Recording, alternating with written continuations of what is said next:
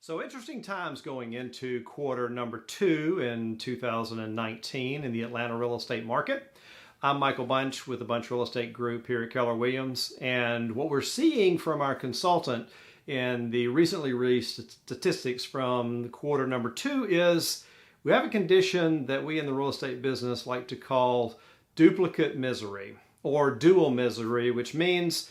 it's a shifting market. The sellers are not happy that things are cooling off and their values are not steadily increasing. The buyers are frustrated because they feel like the sellers haven't gotten the message yet and are still overpriced or underconditioned or a combination of both. So basically,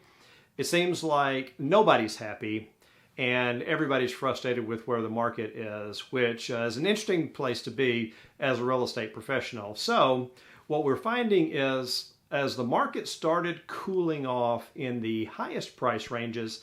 that probably began to tip based on our listings in late 2017, kind of began to stall out in 2018, and then kind of rolled over, and we saw some price compression in the upper end in 2019. Well, those conditions have now come down the price ladder and are beginning to permeate the lower price points, like between 300 and say 600 or 700, where it used to be the properties that were 800 or a million and above. So interesting that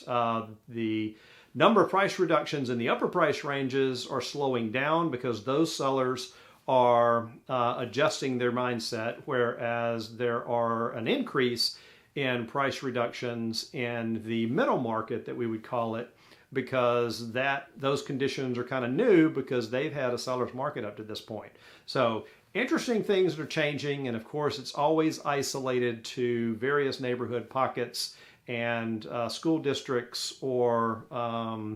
specific locations, and so it's spotty, and you really have to look into what's going on at the micro market level, which is where we can come in to help you. So if you have questions about your particular situation, we would love to sit down with you and dive into the statistics to help give you a realistic sense for what's actually happening in your market and help you figure out whether now is a great time to move or not.